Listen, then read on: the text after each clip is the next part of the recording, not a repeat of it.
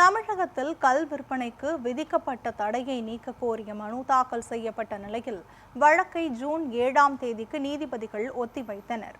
தூத்துக்குடி மாவட்டம் மில்லர்புரம் பகுதியைச் சேர்ந்த ஆறுமுகம் உயர்நீதிமன்ற மதுரை அமர்வில் பொதுநல மனு தாக்கல் செய்திருந்தார்.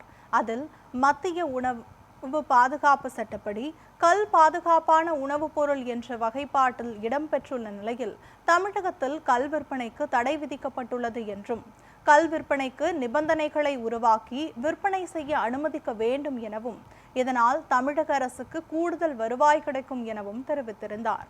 இதனைத் தொடர்ந்து தமிழக அரசு தரப்பில் கல்லுக்கு விதிக்கப்பட்ட தடை அரசின் கொள்கை முடிவை சார்ந்தது, சட்ட நடைமுறைகளை பின்பற்றியே தடை விதிக்கப்பட்டுள்ளது எனவும் தெரிவிக்கப்பட்டது. இரு தரப்பு வாதங்களை கேட்ட நீதிபதிகள் வழக்கை ஜூன் 7ஆம் தேதிக்கு ஒத்திவைத்தனர்.